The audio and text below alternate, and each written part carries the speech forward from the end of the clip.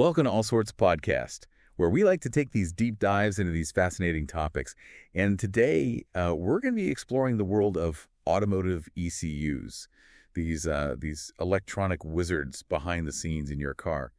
And actually, you sent us some pretty cool articles and research on this. It seems like you're really curious about how these systems have evolved. Yeah, it's a really exciting area to explore. I think a lot of people don't realize just how much their car relies on this whole network of these mini computers now. And it's not just about engine control anymore. We're talking about everything from safety features to self-driving capabilities. Yeah, I was looking at one of the articles that you sent over, and it was saying that a modern vehicle can have up to 150 ECUs. Wow. I know, it's incredible. 150 mini brains all working together. Can you even imagine the complexity? It's wild. But before we get too far ahead of ourselves, Yeah. let's start with the basics. Can you explain what exactly an ECU is and what it does? Sure. You can think of an ECU as kind of like the nerve center of a specific system in your vehicle. Each one is a specialized computer that manages a specific system. So, it could be the engine, it could be the transmission, the brakes, airbag deployment, even things like the air conditioning. Oh, wow. Okay, so it's not just one big computer controlling everything. It's like a team of specialists. Exactly. Each ECU has its own designated role. But they all communicate and work together to make sure that your car runs smoothly and safely. It's kind of like an orchestra, where each ECU is playing its own part in this complex symphony. I like that. Okay, that makes sense. But how do these ECUs actually think and make decisions? What's going on inside these tiny little boxes? So at the heart of each ECU is something called a microcontroller, which you can think of as its own miniature brain. It's performing millions of calculations every second. Yeah. And it relies on inputs from sensors all over the car that are constantly monitoring things like the engine temperature or the wheel speed, fuel levels, even the angle of the steering wheel. Whoa.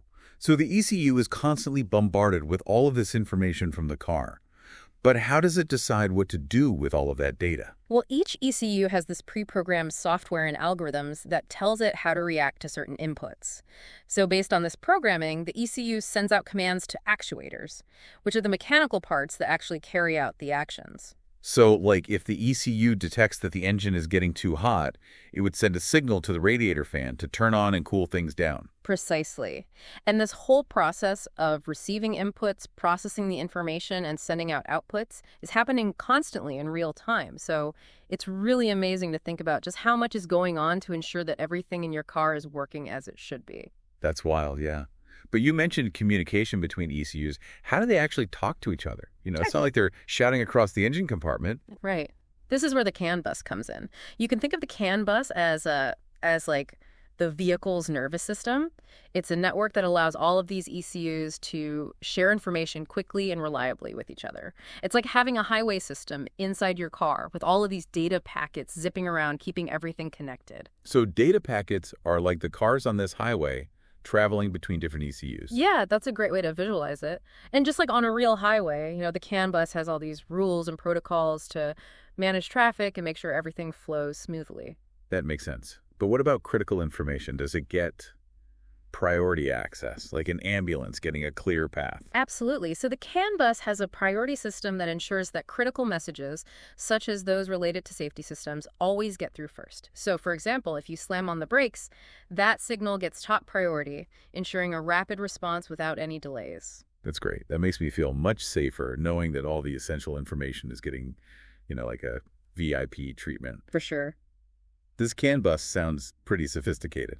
Yeah, it really is. It really is remarkable. And it was constantly evolving as well.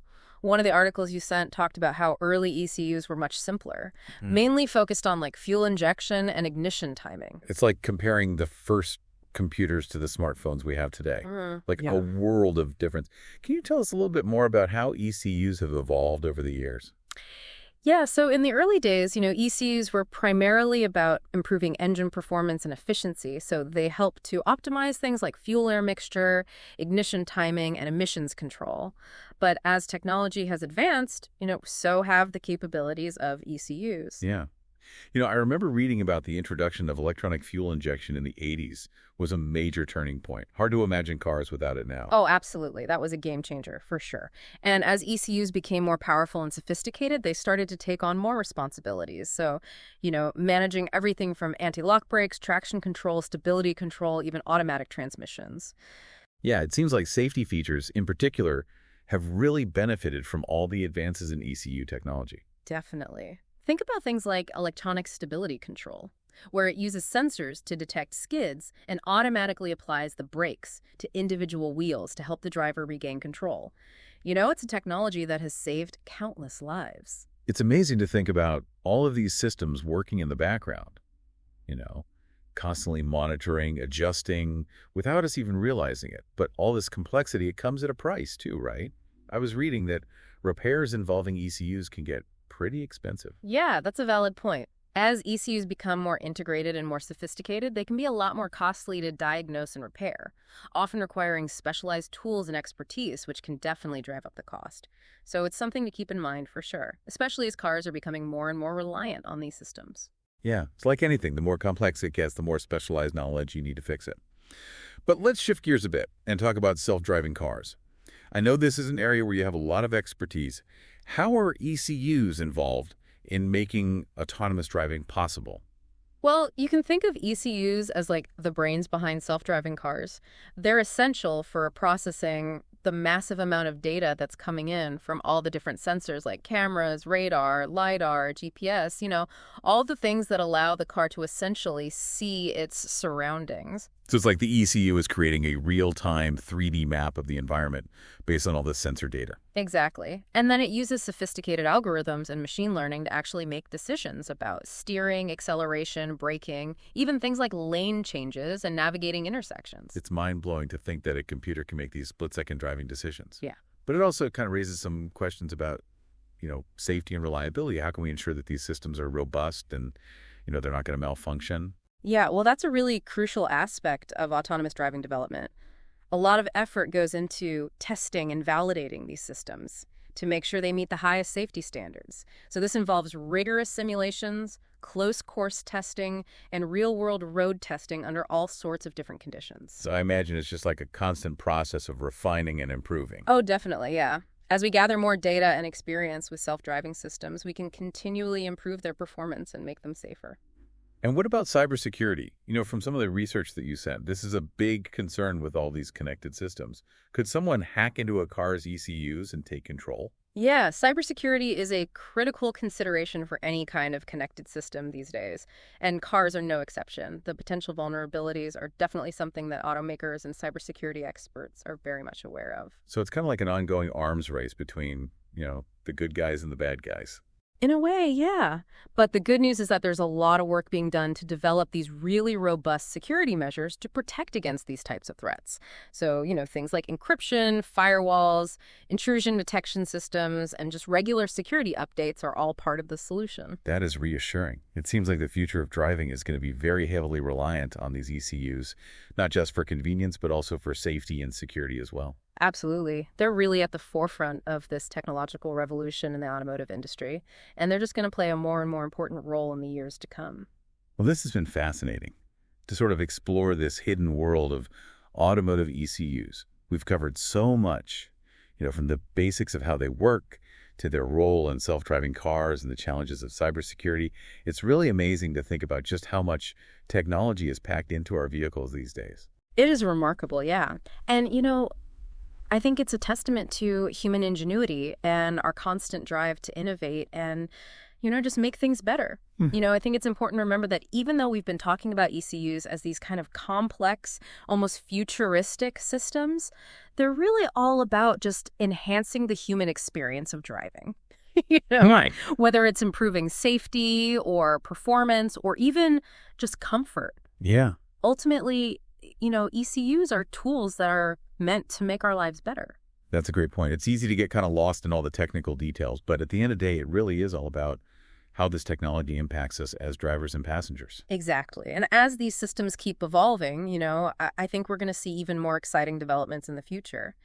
Imagine cars that can predict and prevent accidents or personalize your driving experience based on your preferences. Yeah. And seamlessly integrate with their digital lives. It sounds like science fiction. I know. But it's becoming more and more realistic every day. True. It really is. It's a future that I'm personally very excited to be a part of. Me too. It has been so fascinating exploring this world of automotive ECUs with you. We started with the basic building blocks of these electronic brains and ended up, delving into the complexities of self-driving cars and the challenges of cybersecurity. Really amazing to think about how much technology is packed into our vehicles these days. It is. It's remarkable. I think it's really a testament to human ingenuity and, our constant drive to just innovate and improve. Well, I don't know about you, but I'm feeling kind of inspired to go out and take a closer look at my car now. Maybe give it a little pat of appreciation for all the hard work those ECUs are doing behind the scenes. I think that's a great idea. And hey, maybe next time you hear that check engine light come on, you'll have a little bit better understanding of what might be going on under the hood. Absolutely. Knowledge is power, as they Yeah. say. And a big thank you to you for sharing your expertise with us today. It's been such an enlightening conversation. It was my pleasure. I always enjoy these conversations. And to all of our listeners out there, thanks for joining us on this deep dive into the world of automotive ECUs. We hope you learned something new today, and maybe even gained a newfound appreciation for the electronic marvels that, keep us moving. And remember, the world of technology is constantly evolving. So stay curious, keep exploring, and never stop learning. And if this deep dive into automotive ECUs revved your engine and sparked your curiosity, don't forget to hit that like button and subscribe to All Sorts Podcast on YouTube. And follow us on X, Instagram, and Threads for more deep dives into all sorts of fascinating corners of the world. Until next time, keep those wheels turning, both literally and figuratively. And as we say here on All Sorts Podcast, may your journeys be filled with wonder and discovery.